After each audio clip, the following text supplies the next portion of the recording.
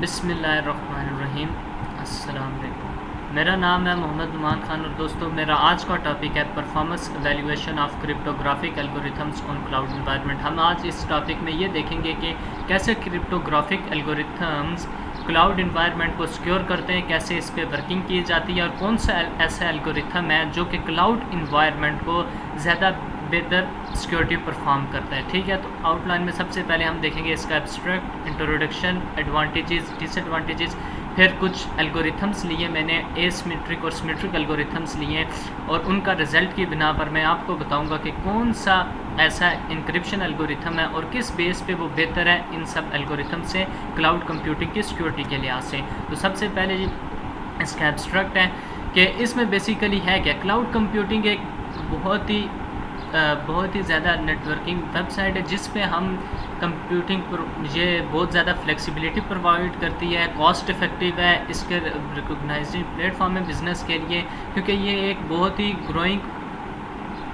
Growing IT बस field है एक, जिसका मेन पर्पज़ ये है कि वो इजीली लोगों को रिसोर्सेज परफॉर्म करे और इसमें बहुत ही कम इन्वेस्टमेंट है जिसके ज़रिए हम एक नई आईटी कंपनी बिल्ड कर सकते हैं। इसमें थोड़े से सिक्योरिटी इश्यूज आते हैं जो कि हम अपने क्रिप्टोग्राफिक एल्गोरिथम्स के साथ ये सिक्योरिटी इश्यूज फिल करेंगे। तो इंट्रोडक्शन में ये कि ये एक इंटरनेट बेस है, जैसे रिमोट एक्सेस होती है वैसे ही क्लाउड कंप्यूटिंग एनवायरनमेट हमें रिमोट एक्सेस प्रोवाइड करती है। ठीक है, हम कहीं भी बैठ के अपना डेटा एक्सेस कर सकते हैं किसी भी एरिया से, हमें सिर्फ ज़रूरत होगी तो नेटवर्क की। ठीक है, हमें इंटरनेट चाहिए होगा, जो ही हमारे पास इंटरनेट होगा तो हम किसी भी एरिया से इसको ईज़िली एक्सेस करेंगे। और जो ही इसमें क्या होता है, डेटा को एनालाइज करता है, ये इसमें मिक्स्ड डेटा होता है। ठीक है, कुछ डेटा हिस्ट्री से लेके, कुछ डेटा करंट से लेके, फिर इनको कलेक्ट करके एक अच्छी और आसान इंफॉर्मेशन परफॉर्म करता है यूज़र्स को कि वो इस इंफॉर्मेशन को एक्सेस करें और फिर इस पे वर्किंग करके एक अच्छा इन्वायरमेंट प्रोवाइड कर सकें। और ये इंफॉर्मेशन गैदर करता है बहुत ज़्यादा, हर रिसोर्सेज गैदर करके उनको मैनेज करता है, अपने सॉफ्टवेयर में स्टोर करता है कि लोग इसको गैदर करके इससे इंफॉर्मेशन हासिल कर सकें और अपना काम कर सकें।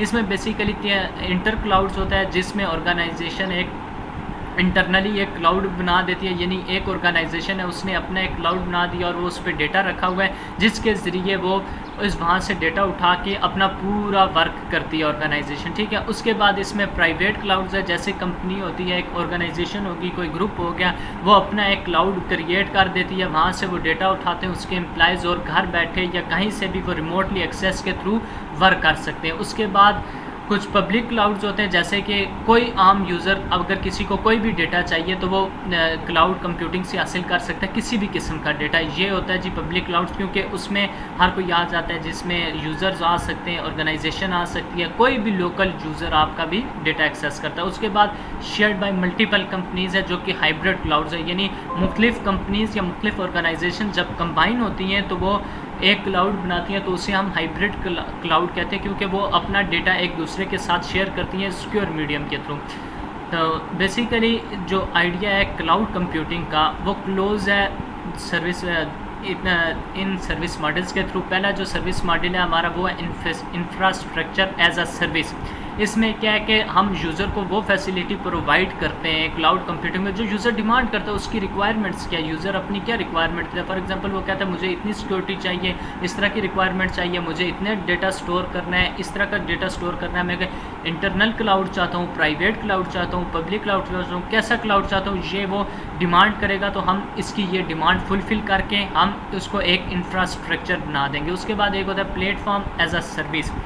इसमें डेवलपर क्रिएट करता है न्यू एप्लीकेशंस। ठीक है, इसमें डेवलपर जो होता है वो न्यू एप्लीकेशन क्रिएट कर देता है और एक फैसिलिटी प्रोवाइड करता है कि यूज़र अगर इसको यूज़ करना चाहे, जो भी यूज़र तो वो यूज़ कर सकते हैं। उसके बाद होता है सॉफ्टवेयर एज अ सर्विस, और ये जो एप्लीकेशंस प्रोवाइड्स करते हैं इंटरनेट पे, यानी कोई भी आपने एक सॉफ्टवेयर डेवलप किया डेवलपर ने, वो फिर इंटरनेट पे अपलोड कर दिया कि इस लिहाज से कि यूज़र इस सॉफ्टवेयर से फ़ायदा उठाए और इस सॉफ्टवेयर को यूज़ करे। अगर वो नहीं यूज़ करना चाहता तो कोई बात नहीं, लेकिन अगर वो इस सॉफ्टवेयर से फैसिलिटी हासिल कर सकता है तो वो इस सॉफ्टवेयर से फैसिलिटी हासिल करे, इस सॉफ्टवेयर को यूज़ करें।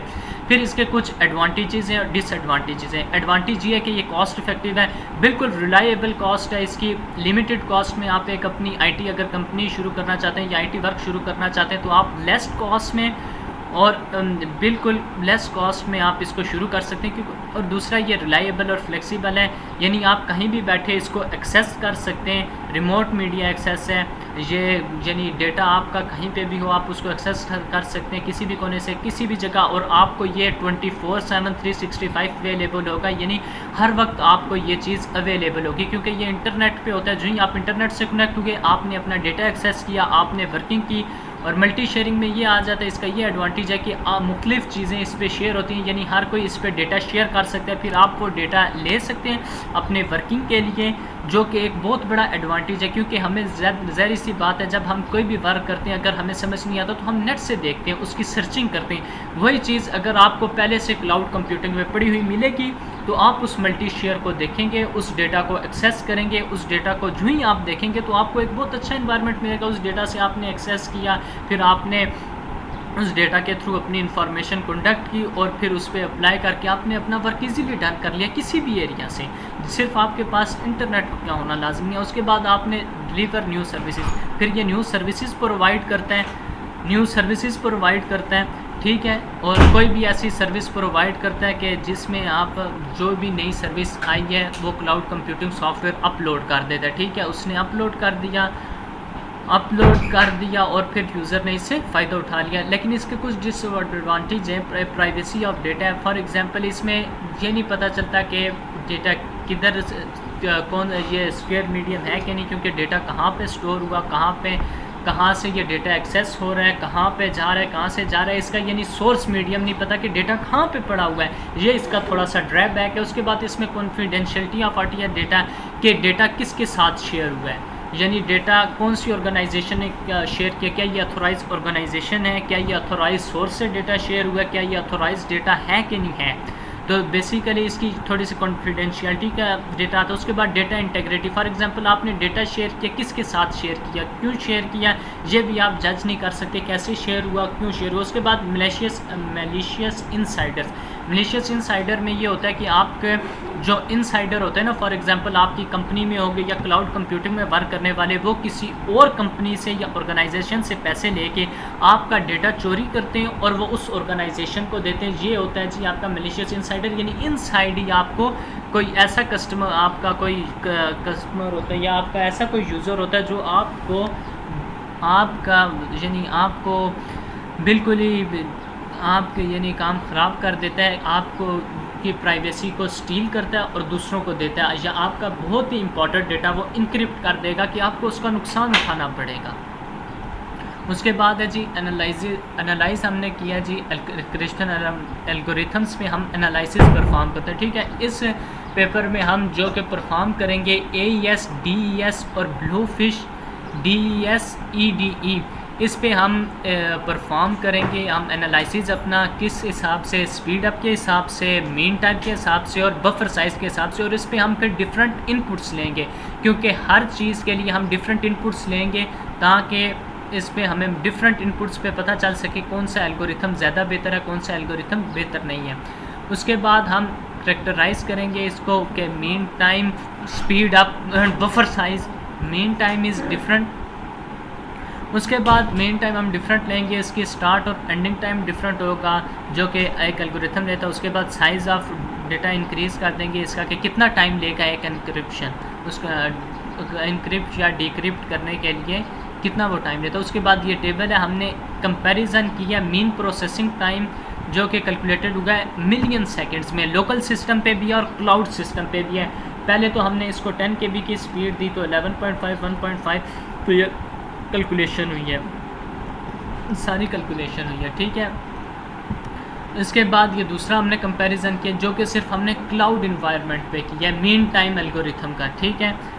उसके बाद हमने किया जी स्पीड रेशियो एल्गोरिथम, और स्पीड रेशियो एल्गोरिथम जो कि ब्लूफिश का सबसे बेहतर है। उसके बाद गिवन टेबल में शो कर रहा है जी कि हमने ऑब्ज़र्व किया कि DES-ED जो सिमेट्रिक एल्गोरिथम है उसकी एवरेज मोस्ट टाइम कंज्यूमिंग बेहतर है, AES सिमेट्रिक लेस कंज्यूमिंग है, ब्लूफिश उससे भी कम कंज्यूमर है।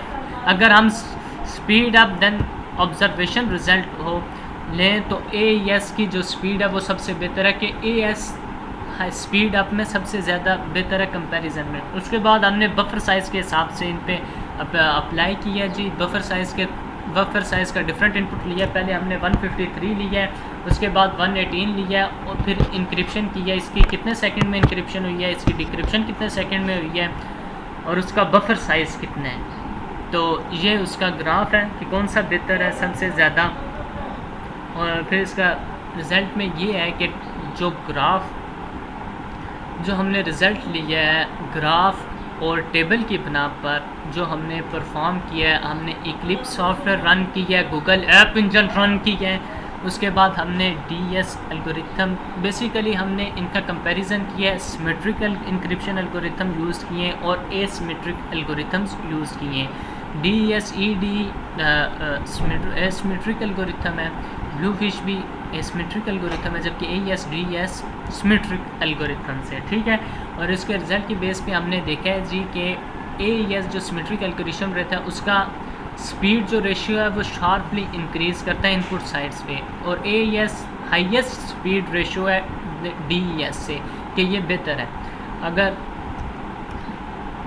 और इसकी कंक्लूजन हम इस बात पे पहुँचे कि AES जो एल्गोरिथम है वो सबसे बेहतर है। अगर आपको सिक्योरिटी के हिसाब से चाहिए तो आप सिक्योरिटी के हिसाब से अगर डेटा को सिक्योर करना चाहते हैं तो AES एल्गोरिथम बेहतर है। लेकिन अगर आप चाहते हैं कि आपकी जो परफॉर्मेंस बेटर हो, परफॉर्मेंस आपकी क्लाउड कंप्यूटिंग बेहतर हो, उसके लिए आप ब्लूफिश भी यूज़ कर सकते हैं, AES भी यूज़ कर सकते हैं, DES भी यूज़ कर सकते हैं, ठीक है। और AES algorithm is also good in buffer size, buffer size में गुड है।